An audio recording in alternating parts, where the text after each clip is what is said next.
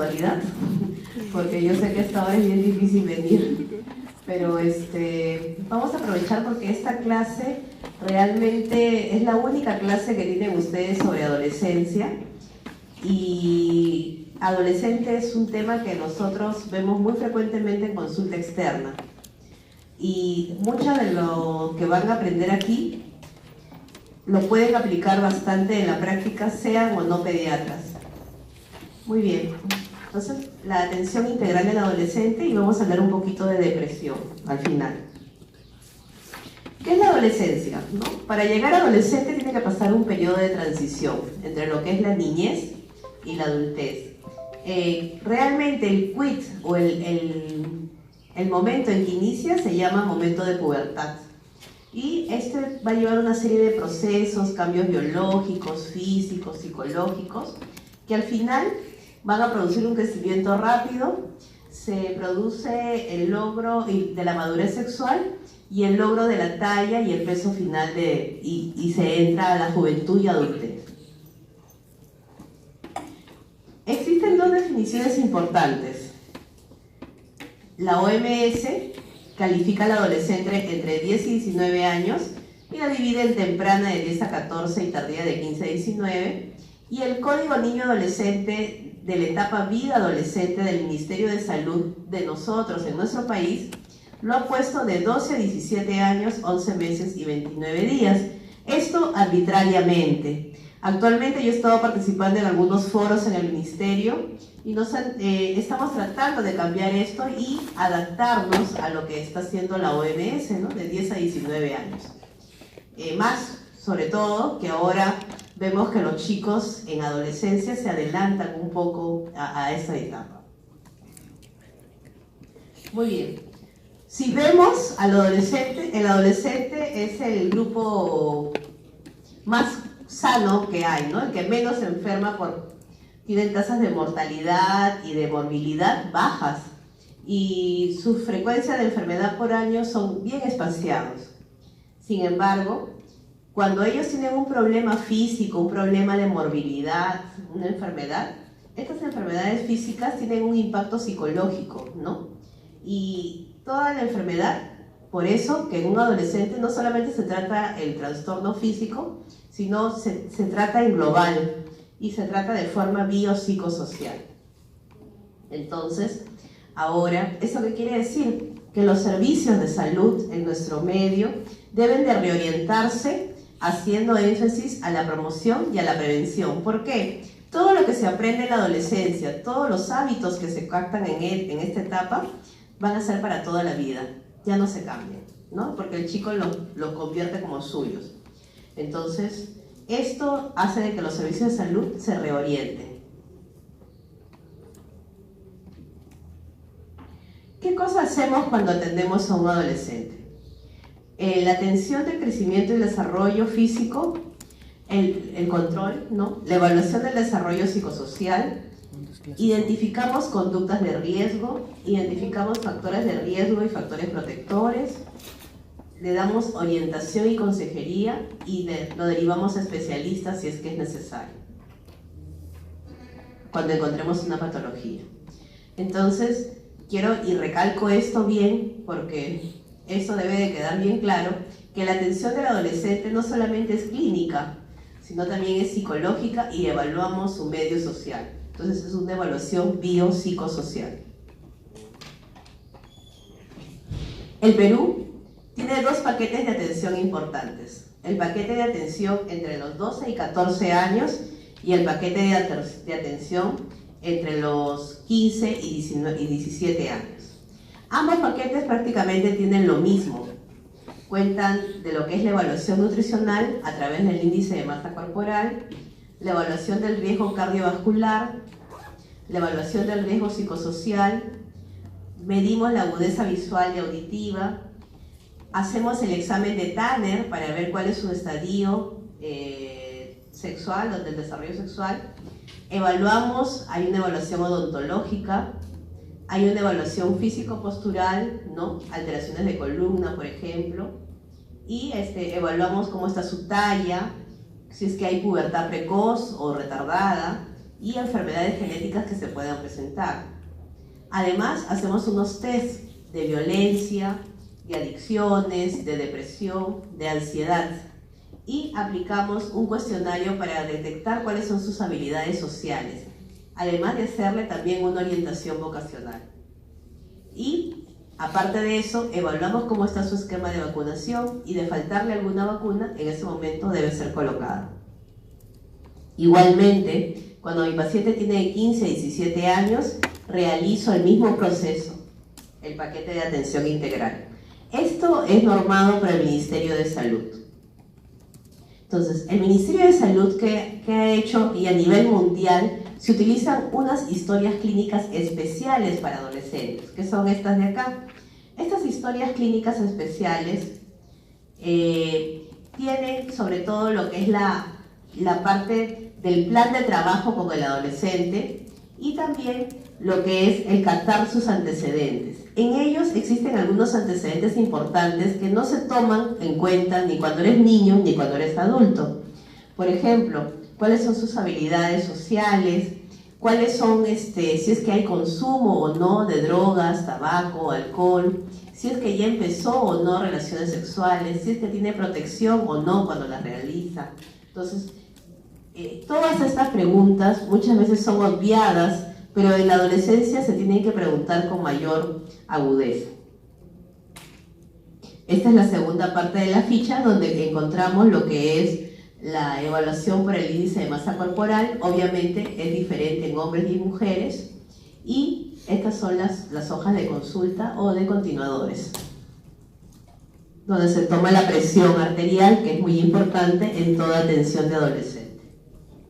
Entonces, la adolescencia es el momento del máximo crecimiento, eso lo tenemos claro. Se alcanza el 15 a 20% de la talla final del adulto, el 40-50% del peso final del adulto y el 50% de la masa ósea final. Un chico, un varón, entre los 12 y 15 años suele crecer unos 20 centímetros y hasta ganar hasta 20 kilos. Y una chica, entre los 10 y 13 años, más o menos está creciendo unos 8 centímetros por año.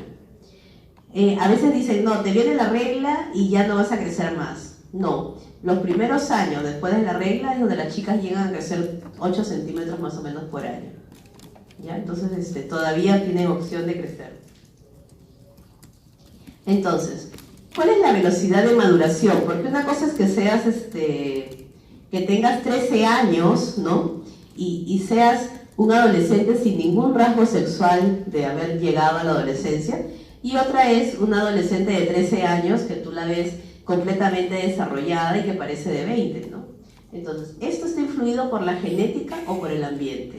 No se sabe, pero sin embargo se sabe que el ambiente, un ambiente de hipersexualización, sobre todo en las niñas, que de chiquitas le ponen taquitos, las pintan, las maquillan, las hacen desfilar en pasarelas, las meten a gimnasios, o sea, esas chiquitas maduran más rápido y suelen inclusive empezar la menstruación un poco más rápido. Otro factor importante que hace que la adolescencia se adelante es la obesidad.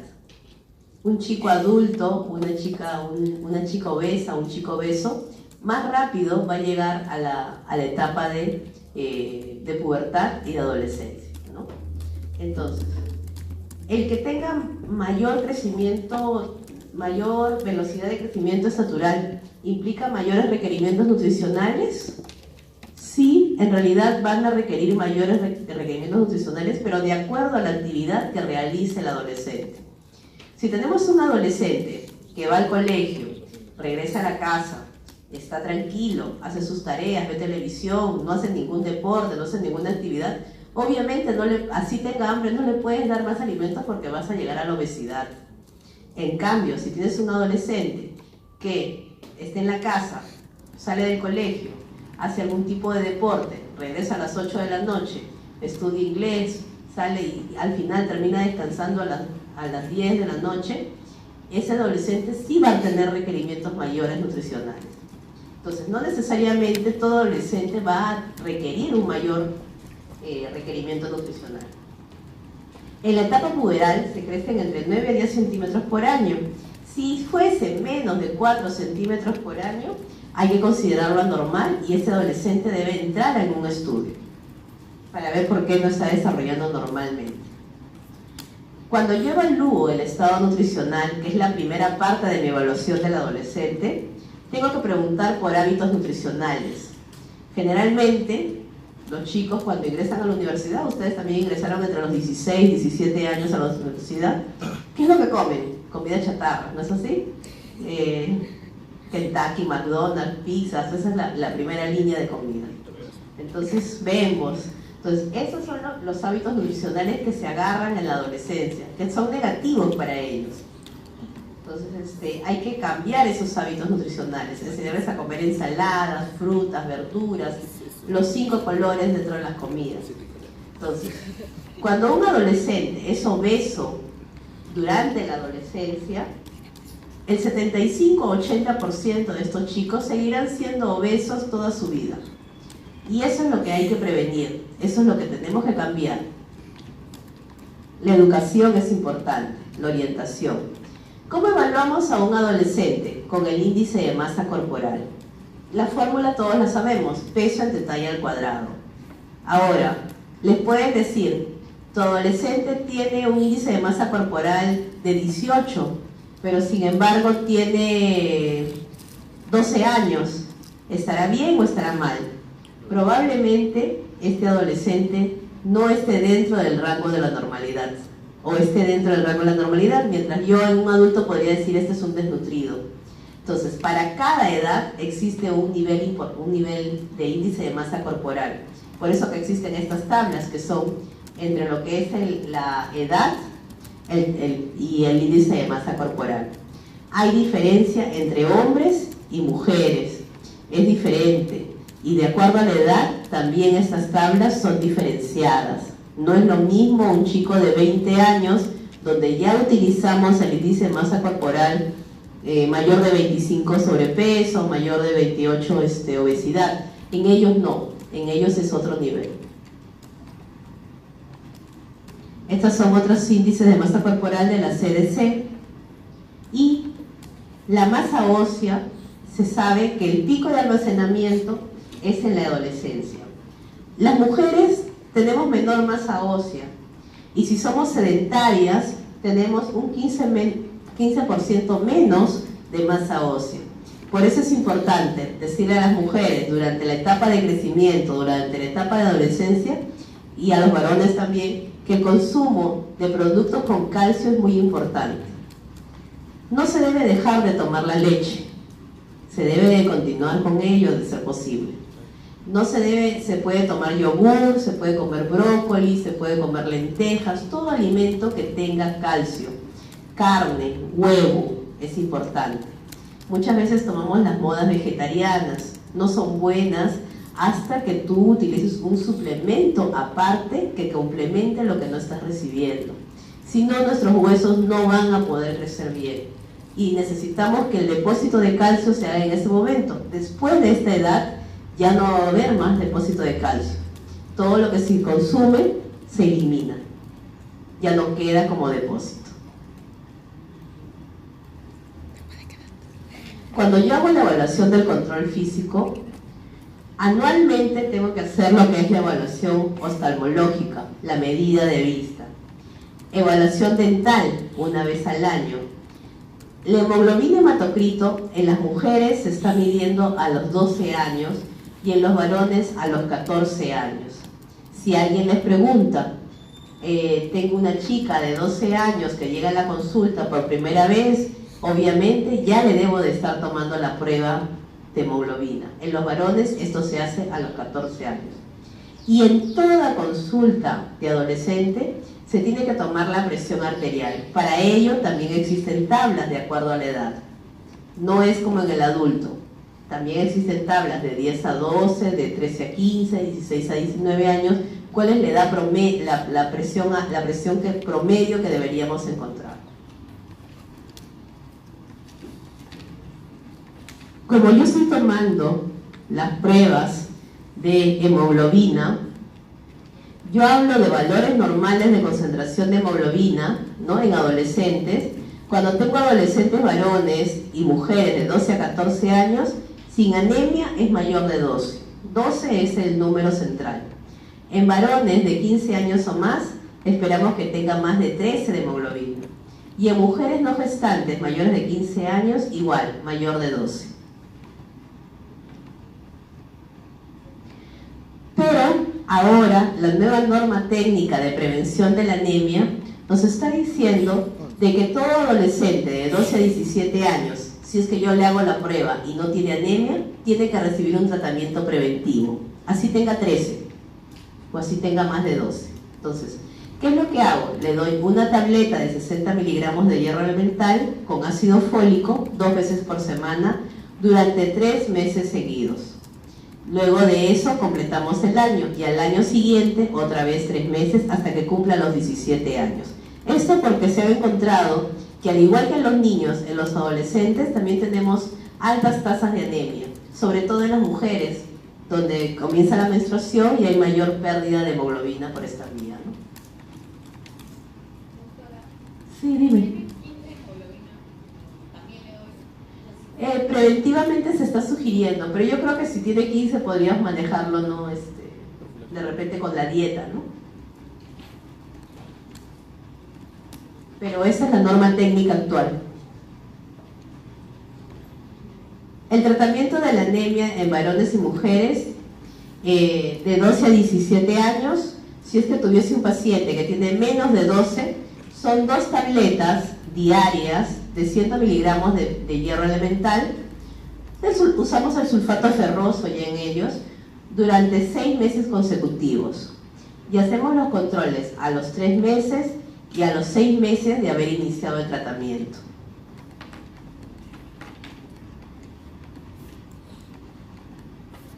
Cuando yo examino al adolescente, tengo que examinarlo en forma completa, pero mi examen tiene que ser minucioso, detallado y con mucha gestualidad y con mucho respeto. A nadie nos gusta que nos desvistan de completo y nos tiren sobre la camilla, ¿no? Entonces, si yo desvisto la parte de arriba para examinar mamas, tapo la de abajo. Si yo voy a examinar la de abajo, tapo la de arriba. Y siempre, en todo adolescente, sea varón o mujer, es mejor hacerlo junto a la madre o al padre o al acompañante y junto a la técnica de enfermería del servicio, porque a veces se puede malinterpretar cualquier examen que tú le puedas hacer. Más que son más sensibles que los adultos o que los niños, ¿no? Si son sexualmente activos, Papá Nicolau y examen ginecológico anual, hacemos estudio de enfermedades de transmisión sexual y de VIH-Sida, si es que ha empezado su sexualidad, el examen físico completo, ¿no? Buscamos lo más frecuente, en el cuello, bocio, escoliosis, ¿no? Hacemos la maniobra de Adams, que es juntar los brazos hacia adelante y luego hacer que se toque la punta de los pies y ver cómo va la columna, ¿no? Generalmente ahí notamos fácilmente las escoliosis. Si es que hay alguna alteración de la caja torácica, a esta edad en los varones es común la ginecomastia. Si es menor de 5 centímetros de tamaño de la mama, esto se va a regresionar solo y buscar otras alteraciones que podamos encontrar, ¿no? Ver el estado vacunal del adolescente es importante. Sarampión, rubiola, y ahora que tenemos los brotes en Nueva York, en Europa, es importante que todos nos coloquemos. Esta vacuna la podemos colocar hasta los 46 años, no hay problema. Y en adolescentes más, si solo han recibido una sola dosis, la segunda dosis de refuerzo es muy importante, ¿ya? Hepatitis B en aquellos que no han sido vacunados, las 3 dosis, sobre todo en ustedes chicos que van a ir a los hospitales, es importante que todos tengan hepatitis B. Cuando ustedes habían nacido, creo que todavía no se colocaba a todos, entonces ustedes sí deben de colocarse. Igual que sarampión rubiola, ustedes deben haber recibido una sola dosis, tienen que colocarse el refuerzo. En cualquier centro de salud, en cualquier hospital que vayan, se lo deben de colocar. Es gratuita. El toxoide antidistérico antitetánico son 3 dosis, ¿no? Y se debe realizar un refuerzo cada 10 años. La influenza, ¿no? Es anual, sobre todo en aquellos que tienen antecedentes de alguna patología crónica, llámese asma o enfermedades respiratorias, cardiovasculares, glomerulonefritis. Hepatitis viral tipo A son 2 dosis y se colocan con diferencia de 6 meses. Y en las chicas la vacuna del virus del papiloma humano. En menores de 15 años 2 dosis, en mayores de 15 años son 3 dosis. Y varicela. Sabemos que las enfermedades infectocontagiosas son mucho más fuertes mientras más adulto te haces. Entonces varicela, 2 dosis con intervalo de 1 mes. Varicela es una vacuna que si no te la debes de colocar desde el año hasta los 18 años. Si tienes más de 18 años, muy probablemente hayas hecho neuroinfección subclínica, porque todos hemos hecho varicela en algún momento. Entonces ya no necesitan la vacuna mayores de 18. Es máximo hasta los 18 años, ¿ya? Pero sarampión, rubiola sí. Así tengas 30, 40, debes de colocártela si todos tienes una dosis. El promedio aproximado de la aparición de los caracteres sexuales está en esta tabla, ¿no? Básicamente recordarles que de 9 a 10 años en las mujeres se empieza el primer crecimiento de los huesos pelvianos y el brote en los pezones. Y en los varones, entre los 10 y 11 años, es donde se da el primer crecimiento de testículos y del pene. Algo importante también es que la mujer más o menos empieza a menstruar entre los 12 y 13 años, ¿no? Pero puede oscilar entre los 9 y 17 años. Al inicio, los 3 primeros años, estas reglas son anovulatorias y luego ya empiezan a producir un óvulo. Entonces, más o menos entre los 15 años, 14 años, una chica puede llevar un embarazo normal, ¿no? Precoz, que siempre es de alto riesgo, ¿no? Y en los varones, más o menos, esto se alcanza entre los 15 y 16 años, los espermatozoides maduros.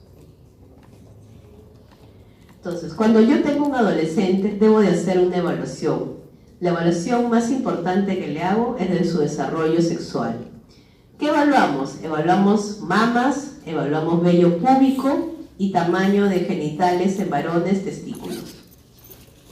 Cuando yo veo mamas, cuando no hay ningún desarrollo, es M1, es el prepúber. Cuando ya veo botón mamario, estoy hablando de lo que es el M2.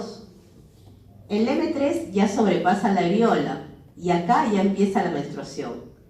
El M4 hay un doble contorno de mama y el M5 ya es la mama del adulto. En vello púbico. Y esto es importante porque la mami siempre te pregunta, ¿ya va a empezar su menstruación? ¿No? Entonces, cuando no hay vello púbico, es el prepúber, ¿no? El BP1. Vello púbico 2, delgados, rectos, en la base del pene o al borde de los labios mayores, ¿no? Todavía no empieza la menstruación. Cuando llego al 3, ese es el brote más importante, rizado en el tercio inferior del pubis, generalmente en ese nivel es donde empieza la menstruación. BP4 ya cubre todo el pubis y BP5 ya es el vello púbico, ¿no? Que va hasta la región interna de muslos y cubre toda la ingle. Cuando hablamos de los testículos, cuando hablamos de G1, ¿no? Es que todavía no hay ningún crecimiento. Los testículos del niño más o menos miden unos 4 centímetros y se miden con este aparatito que se llama orquidómetro. El orquidómetro son como unas bolitas, ¿no? Que más o menos tienen el tamaño promedio de los testículos y tú vas diciendo tiene 4, tiene 10, comparando con el testículo del adolescente. Cuando tenemos G2, el crecimiento testicular va de 4 a 6 centímetros. Esto más o menos es a los 12 años, cuando da su primer crecimiento. Cuando tenemos G3, ya hay un alargamiento del pene y los testículos crecen entre 6 a 12 años. G4, ya hay un ensanchamiento y llegan de 12 a 20 centímetros. Y G5 ya es cuando es el testículo del adulto, ¿no? ¿Cómo vamos a hacer la evaluación psicosocial? ¿No? Porque parte de la evaluación era la clínica y ahora es la evaluación psicosocial. Se caracteriza porque en la adolescencia hay una serie de modificaciones anatómicas, fisiológicas, únicas, ¿no? Entonces, ¿qué es lo que pasa en la adolescencia? Lo primero, ¿no? Hay un surgimiento del pensamiento abstracto. Hay un proceso de independencia, ¿no? Tienden a dejar un poco la casa. Hay un desarrollo de la identidad personal, ¿no? ¿Cómo me identifico? ¿Qué voy a hacer? Hay una sexualidad floreciente, comienzan a hacerse amigos de los chicos, entre las chicas, ¿no? Hay una programación del futuro, les preocupa mucho esto. ¿Qué voy a hacer cuando acabe el colegio? Ya hay un comportamiento que empieza a ser socialmente aceptable, ya no son niños, ¿no? Ya no juegan durante las conversaciones, sino se sientan con los adultos y suelen conversar. Entonces, van a haber una serie de cambios por etapas, en la etapa temprana, media y tardía, en lo que es el aspecto físico, cognitivo, afectivo y social. A la larga, lo que lleva todo esto es parte del desarrollo, ¿no? Al inicio suelen abandonar la casa, hay pelea con los padres, ¿no? Prefieren la integración con los amigos, hasta retornar al final al hogar. Pero acá está mejor descrito. ¿Cómo es el desarrollo psicosocial en adolescentes de 12 a 14 años? Entonces, en lo que es dependencia e independencia, generalmente ya hay un mayor recelo con los padres, ¿no? Hay un humor variable, reniegan, a veces están contentos. En su aspecto corporal son muy inseguros, se sienten feos, ¿no? Se sienten diferentes y tienen un interés creciente sobre la sexualidad. En lo que es la integración con los amigos, los lazos se hacen mucho más fuertes con ellos. Entonces inicia su contacto con el sexo opuesto. Y en lo que es el desarrollo de su identidad, hay un razonamiento abstracto, pero tienen objetivos vocacionales ideales. Por ejemplo, quieren ser astronautas, quieren ser bomberos, ¿no? Y hay una necesidad de mayor identidad, tienen mucha dificultad en controlar sus impulsos y realizan muchas pruebas de la autoridad, como que te están midiendo hasta dónde da el padre, ¿no? Hasta dónde me pone el límite, ¿no? Para poder yo hacer lo que yo quiero. Cuando yo tengo entre 15 y 17 años, los conflictos con los padres se agudizan y es aquí donde son las crisis, generalmente las chicas que se fugan de la casa, que se van con el enamorado, ¿no? Aquí es donde se dan las crisis. En su aspecto corporal ya ellas se aceptan mejor, ¿no?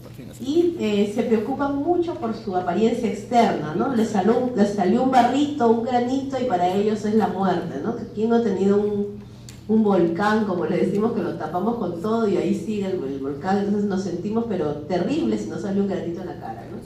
Entonces ellos en esta etapa lo sienten mucho mal. Su integración con los amigos es muy intensa, ¿no?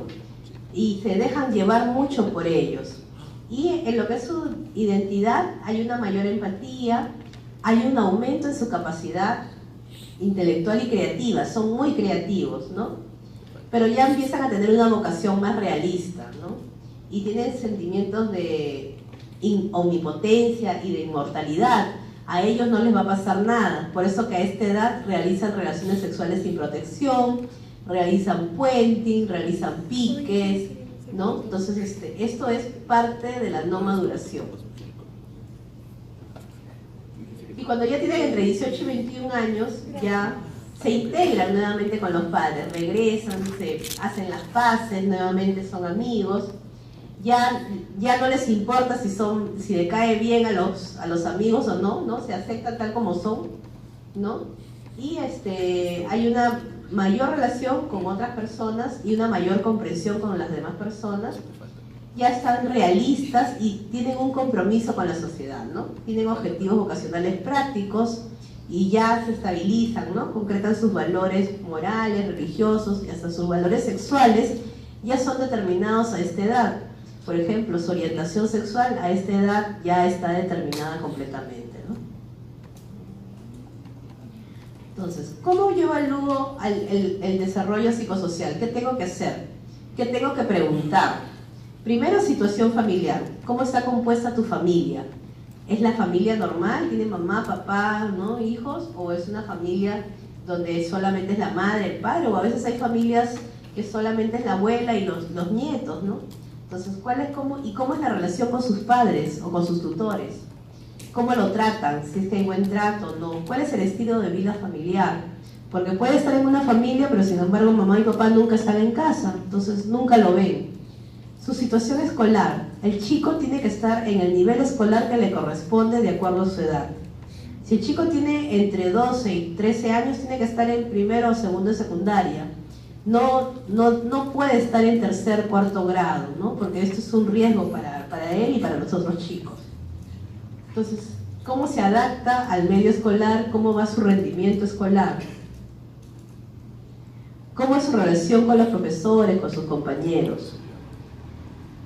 Es importante conocer la edad de amigos que tienen. Si tengo un chico de 12 años y tiene amigos de 17 años, obviamente puede estar cayendo en otras cosas. Un chico de 17 años ya está pensando de repente en tener enamorada, en consumo de licor, en fumar. El de 12 todavía. Pero sin embargo, si está en ese grupo, va a ser orientado hacia eso. Entonces, tiene que tener amigos de ambos sexos, es importante que los tenga. Preguntar a qué tipo de reuniones participa, ¿no? Ahora que están de moda las fiestas semáforo, las fiestas arcoíris. Entonces, tenemos que conocer este tipo de temas para poder preguntarles, ¿no? ¿Cuál es tu relación con los amigos? ¿Qué conductas de riesgo pueden darse en esas fiestas? Y si es que es líder o sea, él se deja influenciar de los amigos. Su desarrollo psicosexual también, cómo se identifican varón, mujer, cuál es su autoconcepto, ¿no? Y si es que realiza prácticas sexuales homo o bisexuales, ¿no? Y qué principios tiene o qué actitudes tiene frente al sexo. Preguntar sobre consumo de drogas, promiscuidad sexual, delincuencia, agresividad e ideación. Obviamente, ustedes dirán, doctora, pero en la primera consulta yo le pregunto eso y no me va a contestar nada. La consulta con el adolescente tiene varios pasos. A la primera, obviamente, no te va a decir, sí, doctora, consumo drogas todos los días. No. La primera es para entrar en un contacto, ¿no? Entras con el padre, con la madre, a la primera parte. La segunda parte de la consulta, retiras al padre de la consulta y te quedas con el adolescente. Y le tratas de preguntar o entrar en confianza con él, advirtiéndole de que todo lo que se logre en la consulta va a ser algo confidencial, ¿no? Salvo que sea algo de vida o muerte, ¿no? Por ejemplo, que el chico intente suicidarse, ¿no? Ahí sí debo de avisar a los padres. Que el chico consuma drogas, también debo de avisar a los padres. Pero al inicio la consulta es confidencial. Todo lo que él te cuente, que tiene enamorado y no le ha dicho a la mamá, que ya empezó relaciones sexuales, ya no le ha dicho a la mamá, que salió embarazada, no le ha dicho a la mamá, esas cosas no las podemos mencionar a los padres. ¿Ya? Es su derecho. Y a partir de los 14 años, ellos tienen derecho de ir a la consulta solos. ¿Ya? Entonces, en realidad aprovechamos la segunda consulta cuando ya llegue el chico para ya preguntar estas cosas. Iniciaste relaciones, te estás cuidando, cómo te va con tu pareja, consumo de drogas, qué drogas consumes, ¿no? A partir de la segunda, cuando ya entras un poco de más confianza, ¿no? Si realiza algún tipo de deporte, ¿no? ¿Cuál es su actitud? Conocimientos de dieta y de deporte, importante, ¿no? ¿Y en qué emplea su tiempo libre? Entonces yo debo de identificar al final de mi consulta factores de riesgo. Por ejemplo, una familia disfuncional es un factor de riesgo, desestructurada, que haya violencia en la familia, este chico también va a ser violento luego. Padres que son adictos al alcohol o a las drogas, que tomen delante de ellos, que se emborrachen delante de ellos, es un factor de riesgo, porque ellos lo ven como algo normal. Bajo el nivel de instrucción de los padres es un factor de riesgo. Problemas de aprendizaje, bajo rendimiento escolar, abandono escolar, es un factor de riesgo, el que el chico no haga nada. Compañeros adictos a drogas, compañeros con actividades delictivas, pobreza, poca socialización, son el chico que no sale, el chico que se encierra. Mi hijo es tranquilo, doctora, nunca sale. Eso es malo. Se encierra en su cuarto, eso es malo. El chico tiene que tener socialización, tiene que tener amigos, debe de acudir a fiestas, tiene que tener amigos de los dos sexos. Factores protectores. Una familia que funciona bien es un factor protector muy importante y es el factor más importante de todos. Una familia estructurada. Una educación formal que a la edad que tiene realice sus actividades de acuerdo a su edad. Tengo 12 años, voy a primero de secundaria, estoy bien. Tengo 15 años, estoy en cuarto de secundaria, estoy bien. Aprendizaje de habilidades sociales, ¿no? El chico tiene que tener buena autoestima, valores, comunicación asertiva. Tiene que conocer cuáles son sus derechos, en salud sobre todo. porque él puede, si tiene algún problema, puede ir y buscar a su médico solo a partir de los 14 años, no necesita que vaya con el padre, ¿no? Debe tener una adecuada nutrición, un trabajo apropiado de acuerdo a la edad, porque tú sabes que para los chicos hay unos horarios especiales para trabajo, ¿no? O sea, no tienen que cumplir las 8 horas o jornada laboral normal como un adulto, ¿no? Entonces, de acuerdo a su edad, un horario apropiado, práctica de deportes deben de realizar, actividades artísticas y redes de apoyo social, ¿no? Debe de participar en clubes, amigos, ¿no? Para poder integrarse. ¿Cuáles son las conductas de riesgo, ¿no? ¿Qué es diferente a los factores de riesgo? Consumo de alcohol, tabaco, drogas ilegales, ¿no? Y si tiene amigos que lo hacen, es una conducta de riesgo. Conducta violenta, aquellos que participan en las barras bravas, por ejemplo, conducta de riesgo. Conducta delictiva, aquellos que son delincuentes, patillajes. La deserción escolar es importante conocer. Si lo ha hecho, es una conducta de riesgo. Promiscuidad sexual, actividad sexual sin protección, el embarazo precoz, la ideación suicida son conductas de riesgo. Y aquí en ideación suicida es importante recalcarles, si una mujer, a veces somos más inteligentes, le dice, me voy a suicidar, muchas veces no lo hace. Es solamente una advertencia de que está triste, está en la etapa de depresión. Pero si un varón te dice, me voy a suicidar, lo va a hacer. El varón es más decidido. ¿Ya? Entonces, a veces las chicas lo hacen para llamar la atención, pero el varón no. El varón es porque realmente lo siente. Entonces, ahí tenemos que tener mucho más riesgo. Si un adolescente varón te dice, me voy a suicidar, doctora, me quiero morir por algo, por esto, ese chico tiene que ser internado y llamar a los padres inmediatamente, porque sí lo va a hacer. Va a llegar a la casa y se va a ahorcar. ¿Ya? Vamos a hablar ahora de otro tema que es, en esta época que vivimos, es muy, muy importante.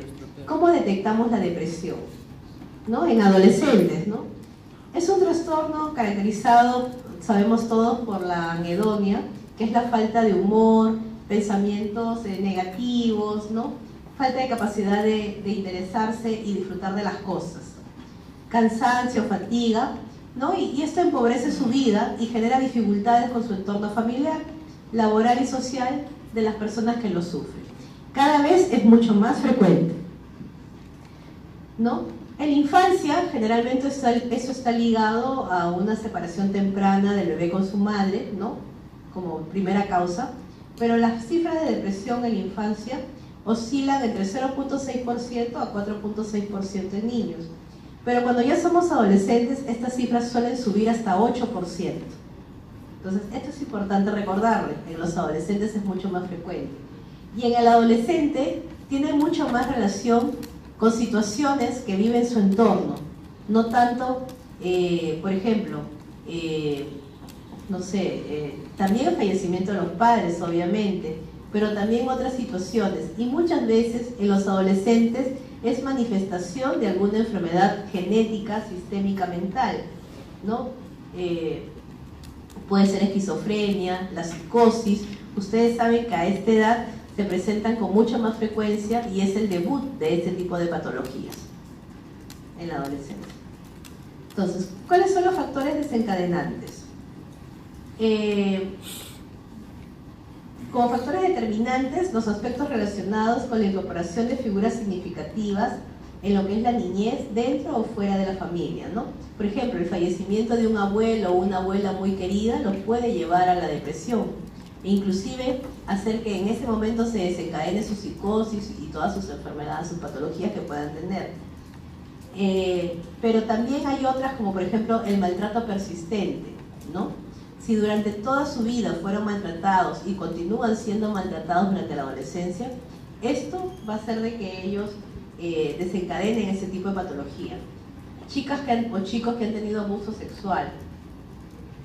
Pérdidas materiales, por ejemplo, lo que hemos tenido terremotos en Ica, inundaciones en San Juan del Lurigancho, que pierden todas sus casas, pierden todas sus cosas, puede llevarlos fácilmente a ese tipo de patología. ¿Cuáles son los principales síntomas?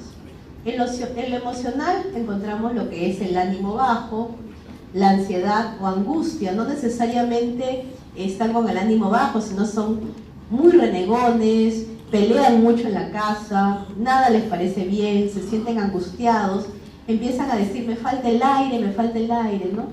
Pérdida de interés o del placer, somatizan mucho las enfermedades. Variaciones del estado emocional, pueden estar contentos pero inmediatamente se ponen tristes. Ideación o amenazas de intento de suicidio. El colegio, empiezan a ir mal. Retraso escolar, se ponen muy irritables, como les digo, y esta es la principal me parece, se ponen irritables y de mal humor, no necesariamente decaídos, sino en adolescentes es más que todo irritabilidad y mal humor. Y fobias aisladas, ¿no? Miedos exagerados. Tienen alteraciones en la alimentación y en el sueño, no quieren comer, y segundo, no quieren dormir, tienen mucho insomnio, ¿no? Y generalmente hay quejas somáticas o físicas. Se quejan de que les duele el corazón, de que les duele la barriga, de que les duele la pierna, les duele todo. Entonces, cuando tú estudias eso y no encuentras una causa física, hay que buscar de todas maneras la causa psicológica.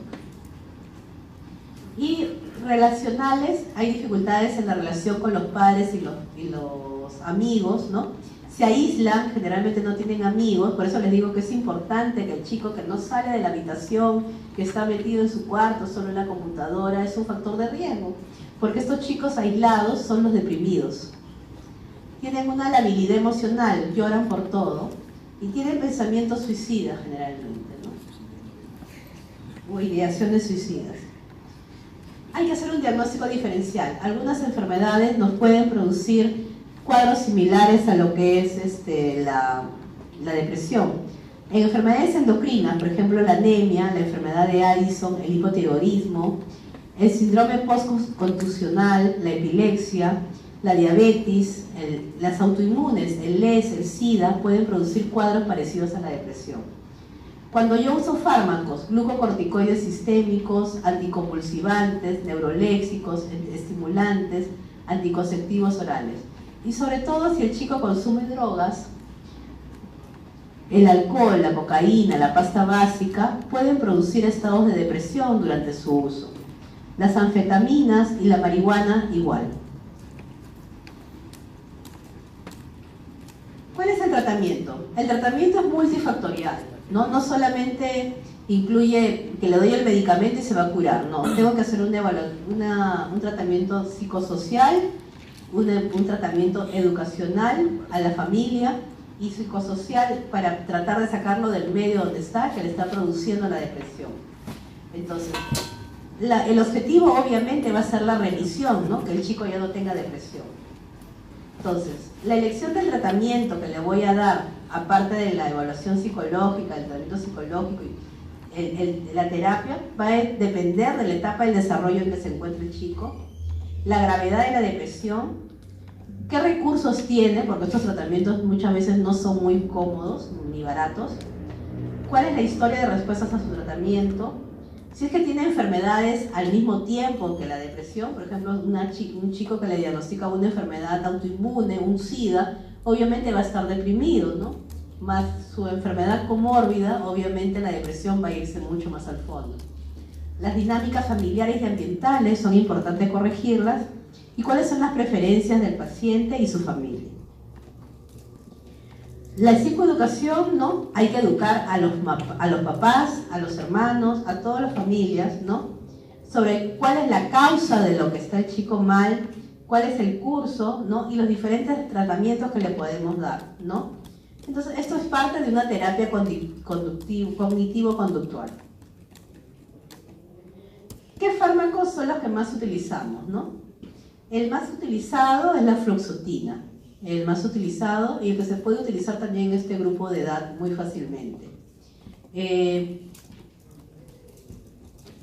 Hay que considerar de que a veces ingresar en un tratamiento, el tratamiento no va a dar la respuesta inmediata, sino por lo menos necesitamos unos 6 meses para ver que el tratamiento haya ido bien. Entonces es un tratamiento de larga data. Entonces debemos de descartar cualquier otra patología que pueda hacer que el chico por qué está haciendo la depresión. De repente no solamente es por psicológica, sino también por alguna enfermedad orgánica. Entonces, en ese momento debemos de detectarlo para evitar la intoxicación por los fármacos, ¿no? Entonces, como le dije, la fluoxetina es lo más usado.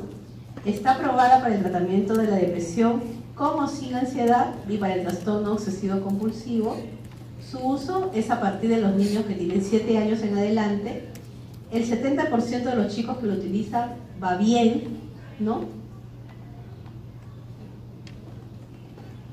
Y sus indicaciones terapéuticas y su posología, como les dije, no hay respuesta después de 4 o 6 sesiones, ¿no?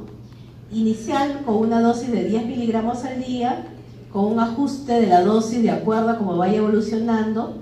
La primera y segunda semana, a la segunda semana recién se puede elevar a 20 miligramos al día y evaluar el tratamiento tras 6 meses continuos, ¿no? Para poder rotarlo. Si no se alcanza el beneficio, a partir del segundo mes ya hay que reconsiderar el tratamiento, si seguimos o no. Pero sin embargo, hasta 6 meses podemos esperar a que el paciente responda a ese tratamiento. Generalmente es espectacular. Va muy bien, a la segunda, tercera, cuarta semana ya vemos que el chico empieza a cambiar de ánimo, ¿no? Pero también esto es parte de la terapia psicoconductual, ¿no? Es dosis única o fraccionada con las comidas, ¿no? Y vía oral. ¿Podemos tener algunos síntomas cuando se usa este tipo de medicamentos? Sí. Generalmente gastritis, ¿no? Diaforesis, se ponen un poquito inquietos. Puede haber disfunción sexual, si el chico ya tiene relaciones hay que decirle que puede haber disfunción sexual. Puede haber dolores de cabeza, cambios en el apetito, puede aumentarles o disminuirles. Se pueden poner más impulsivos, ¿no? Puede haber cambios en el sueño, ¿no? Insomnio o somnolencia, ¿no? Agitación y comportamiento alterado. Entonces, cuando yo concluyo mi consulta con el adolescente, ¿qué es lo que debo de hacer? Primero, reafirmar al adolescente que lo que me cuenta es algo confidencial. Eso es muy importante, la confidencialidad.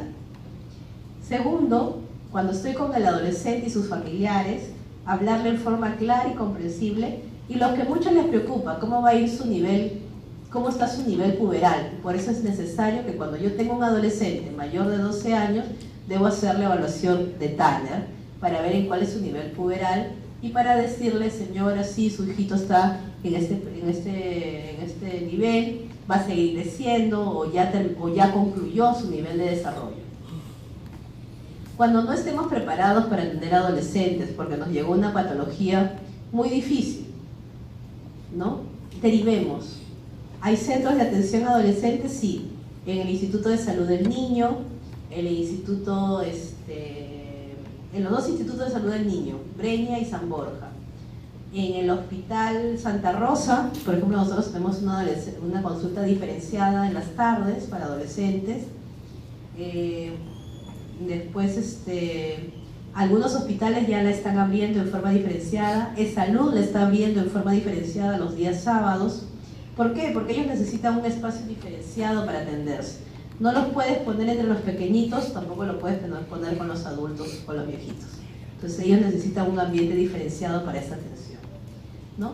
Y sobre todo, recordemos que es una etapa de que debemos de orientar, no solo al adolescente, porque le debemos de hacer tomar un cierto rumbo en su vida, una cierta forma de promoción y prevención de la salud, sino también que debemos orientar a los padres para decirle, señor, su hijo tiene de 14 a 15 años, va a haber ciertas etapas de rebeldía que usted tiene que comprender. Tenemos que llegar a un concepto de amistad entre ellos, ¿no? No más bien permitir que se separen, ¿no? Porque muchas veces llega la mamá a la consulta y te da trae una lista y te da todas las quejas del adolescente en el momento, ¿no? No estudia, no come, no se baña, entonces, delante de él. Entonces, no cizañar más la consulta, ¿no? Sino conversar, escuchar a la madre, luego pedirle que salga, pedirle al chico las explicaciones por qué está pasando esto y luego tratar de apoyarlo. Y al final de la consulta explicarle a los padres que esto es parte de un proceso, de un desarrollo, ¿no? y que se va a llegar a estabilizar.